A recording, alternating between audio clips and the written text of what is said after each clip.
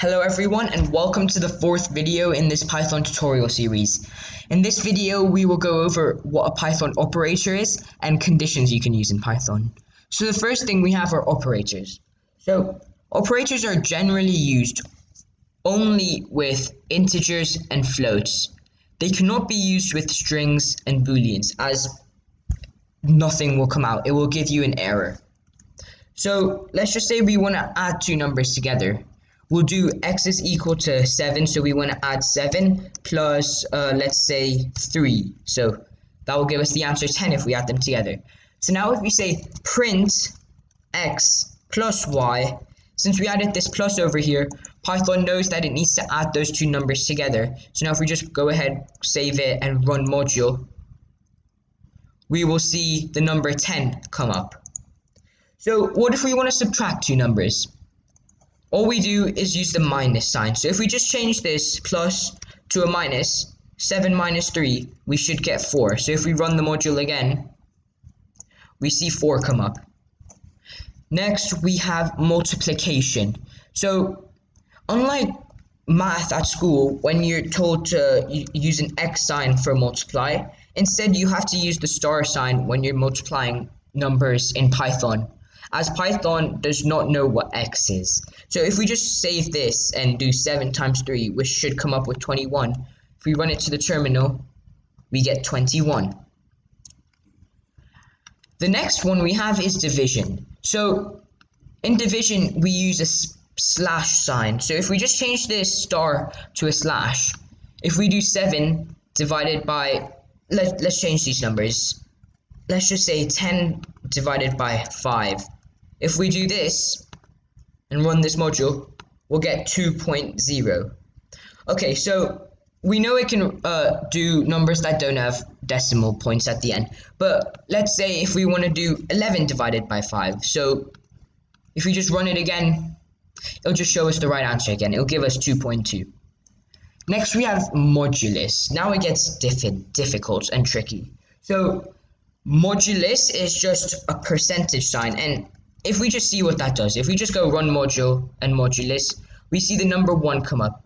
And you're like, how does that work? We did 11 modulus 5. So what it does is it divides 11 by 5, and then it prints the remainder. So modulus is just used to get the remainder of two numbers. So if we change this to, let's say, 14 divided by 5, the remainder of 14 divided by 5 would be 4. So if we run module, we get 4. Next we have exponentiation, or it's used to power numbers. So for this example, we'll just use the number 2. So what if we want to do x to the power of 2, or squaring x? What we'll do is x, we add 2 stars this time, and we put a 2 to show that we're squaring it.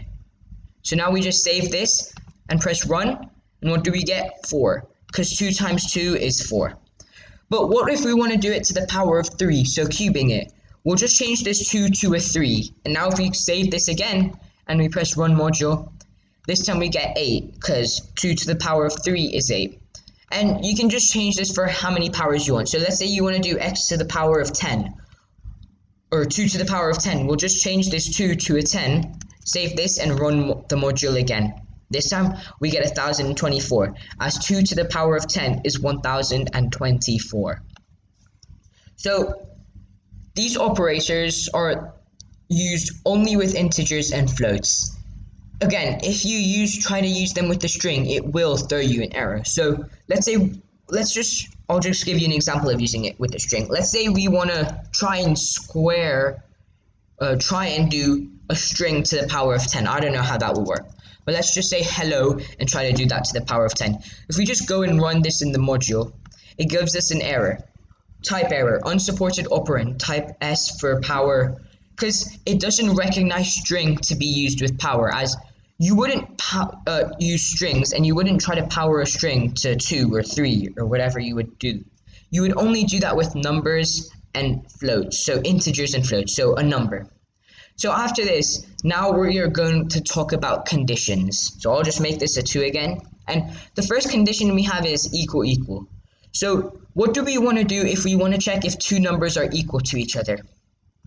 We simply do x equal to y, or let's say 2 equal to 5 to check if 2 is equal to 5. So you might wonder, why don't we just use one equal sign? Because one equal sign is used to define a variable, and we cannot do that because we're not defining a new variable. We're checking if these two numbers are equal to each other. So if we just go ahead and copy this here and press Ctrl S and run this module, we get false, as 2 is not equal to 5. Bear in mind that the answer to all of these will either be true or false, as the conditions are just used to check if something is true or false. So after doing equal, what if we want to check if they're not equal to each other? Well, instead of putting the first equal sign there, we just change that to an exclamation mark. So if we go ahead and save this and press run, this time we get true, because 2 is not equal to 5, and that is true. The next condition we have is the greater than sign. So let's say we want to check if 2 is greater than 5. We just add the greater than sign, like how you learned in math. And if we just run this module, we will get false, as 2 is not larger than 5. So let's flip this around. What if we want to check if 2 is less than 5? We use the less than sign. And if we just run this module again, we will get true, as we do know that 2 is less than 5. Next we have more than or equal to. So for this case, we'll just use the number 2. So if we want to check if 2 is more than or equal to 2, we'll add a more than sign, then we'll add an equal sign right after. And if we run this, we will get true again, as 2 is equal to 2, or 2 is more than, 2 might not be more than 2, but it is definitely equal to 2. But if we change this to 1 on the other hand and press run module, it will give us a true again, because 2 is more than 1. It might not be equal to 1, but it is more than 1.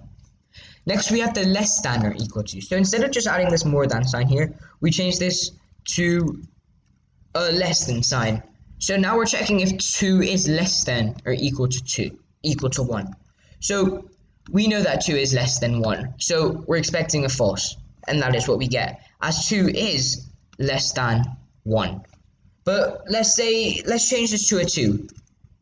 This time again, but this time it will print true, as 2 is equal to 2. It might not be less than 2, but it is definitely equal to 2.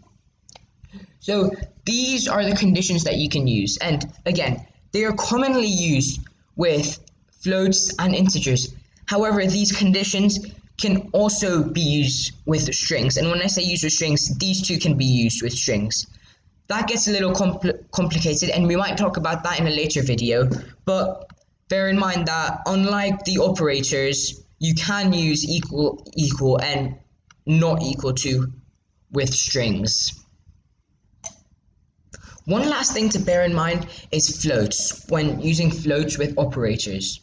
You will be confused with what you get sometimes. So let's say we want to make this 2.7 and we want to make y equal to 1.7. And let's say we want to just minus these from each other. So when minusing x from y, you would expect the answer to come up with 1, right? However, when we run this module, you will see it gives us 1 point and then a bunch of decimal places and 2. So this is not an error with Python or your code. This is just with how computers work. So if I just open up this page, you will see that there's a representation error when trying to use these operators with floats. And if you want to read into that, as this is mainly to do with how computers work, if you want to read into that, you can just type this link into your web browser, and I will leave this link in the description. Otherwise, that is all for this video. Thank you for watching. I hope you learned something. Please subscribe, like the video, and next video we will be talking about if statements.